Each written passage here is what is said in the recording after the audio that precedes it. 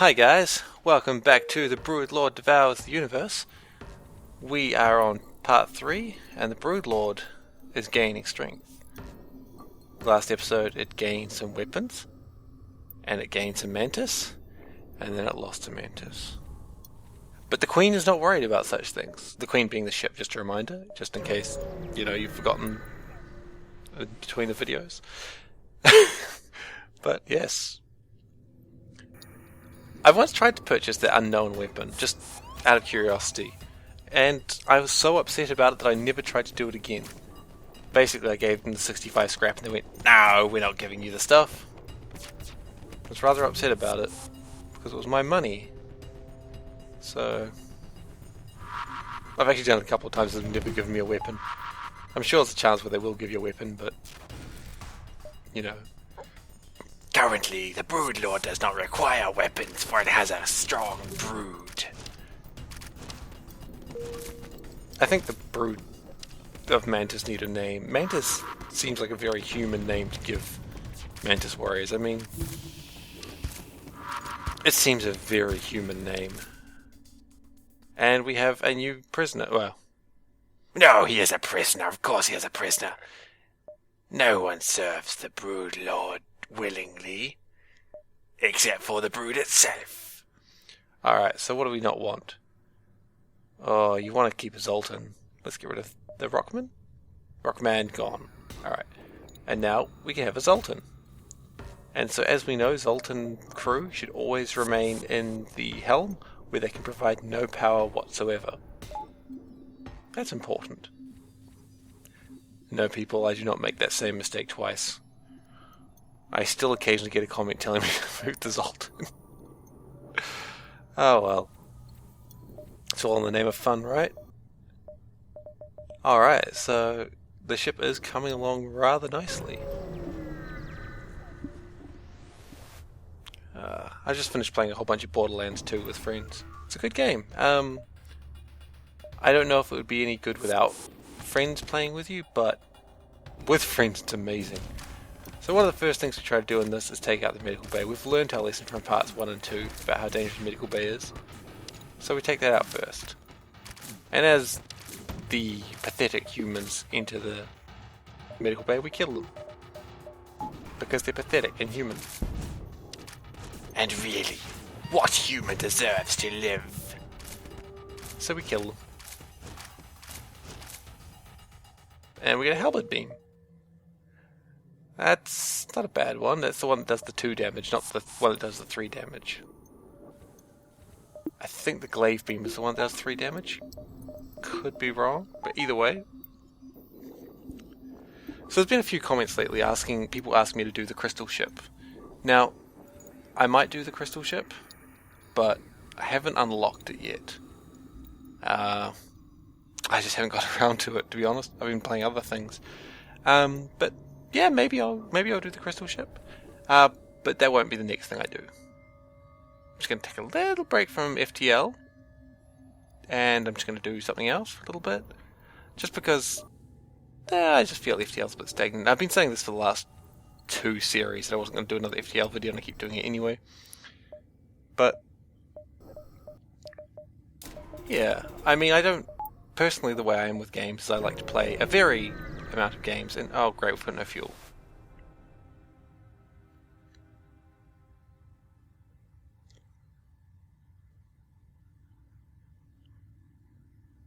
Yep, okay, and they offer us a space slug, but we don't want that. So we've got no fuel. But anyway, what I was saying is, no fuel, seriously. I like to play a varied amount of games. I'm not the sort of person who typically plays just one game and plays nothing else but one game. It's like the stereotypical Halo or Call of Duty player. Now, hey look, I don't like the games, but whatever. Some people do. I'm not going to be disparaging towards the games on this channel. But yeah, they play Halo and Call of Duty all day and they really like it, but once I've played a game for a certain amount of time, I'm just like, well, there's nothing more for me to experience, for me to learn. So I'll stop and play something else. Now, I've done a little trick here, and this is something that one of my viewers commented on. I'm really sorry, I don't remember names. I really should write them down, but I don't think about it until after I've already started recording. I'm like, oh yeah, that's right, I did that thing. So, you know who you are. Thank you. I haven't repaired the ship fully, just in case someone along the road repairs me, so that way it's not wasted scrap. It's a good idea. I mean, of course, you are down a few hit points, so there's also a chance that those few hit points that you could have had could be the ones that kill you. But yeah, it's definitely an option.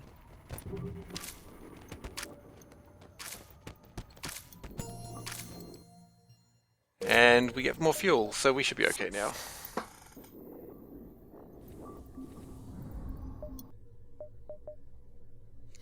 Now we're powering up the guns a lot more now, so now we've got the heavy lasers, we've got a halberd beam that we're slowly powering up, and an ion cannon. Oh, a heavy ion. It's not actually an ion cannon. But you know what? I'll call the weapons what I like. It's like what I do in the Dark Souls videos. I'll call the monsters whatever I like. Usually something insulting, because that's the best way you deal with things that you're afraid of.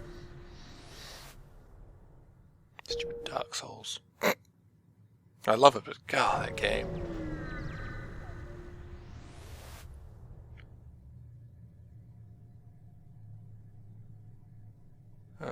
Yep, so I paused a little moment there because I'm trying to figure out if I can actually take this thing out. But then I remember I've got guns now, so what's it going to do to me, really? But this time, one thing I must do is I must take out its shield and then do damage to it. So you fire the ion cannon, you fire the guns, you do the damage, you take out the weapons. Easy.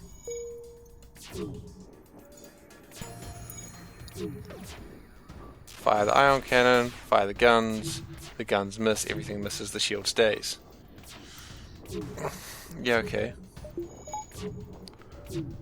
Fire the ion cannons, hit the shields, fire the guns connect. Nice. Good job, ship. I have a bad habit in this game of turning off oxygen and never turning it back on again. You've probably seen me do that at least once, because I do it all the time. And then I freak out because I'm wondering why my people are dying.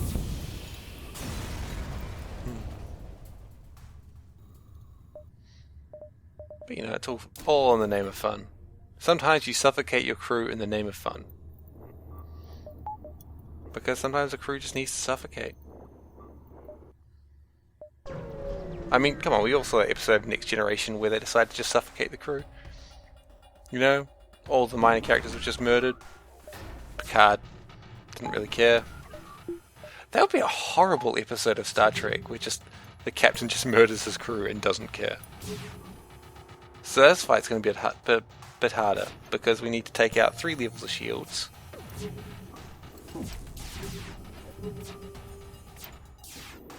I mean, they can't hurt us, I don't think.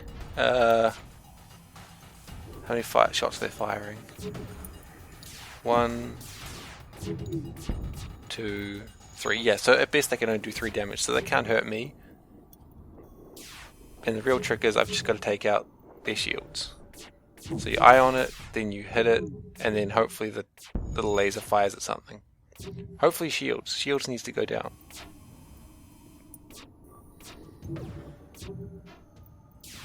But of course, if the ion cannons miss, then it's really no point. If the ion cannons miss, or the heavy lasers miss, or frankly, if anything misses, the whole salvo is completely useless. So because one thing missed, the whole salvo is useless.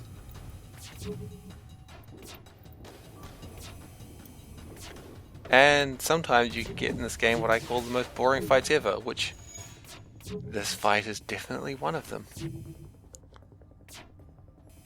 As soon as you do actual damage to the shields, though, you should be able to actually accomplish something, but because there's so many misses, well, nothing happens.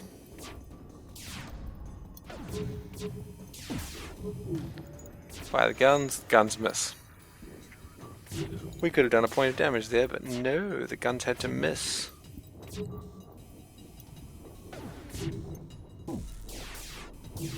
And the shields are up in time and it misses anyway.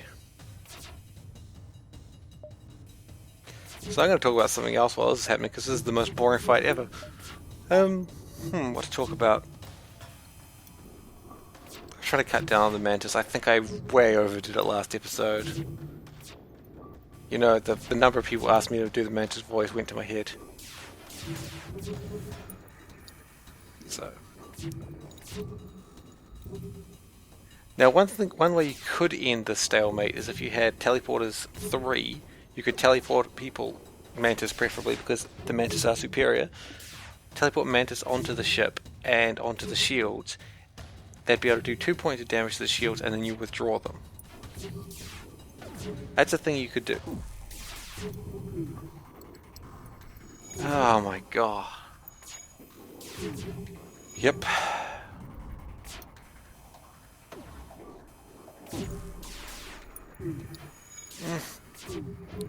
Anyway, I'm just going to close my eyes until I hear an explosion.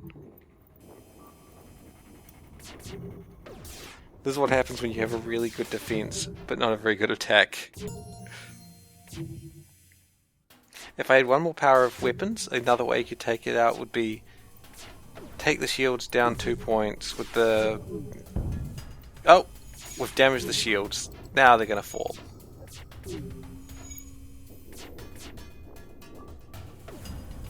As long as they don't repair the shields. Yep, there they go. Now they're down to 1 shield. Oh my goodness. That was ridiculous. 3 shields, I think, is when the enemy starts to get dangerous in this game. 1 shield, not a problem. 2 shields, starting a bit tricky. 3 shields is like the barrier. Because very few ships can actually go through 3 shields and also do damage at the start. I mean, yeah, you could do it with missiles, I suppose, when I think about it, or bombs, but you do it with missiles and bombs. So there's not actually a barrier there, except for this ship. I don't like to use missiles and bombs. I mean, I like them. They're fine tools, but I'm always afraid of running out of things. And I get more scrap.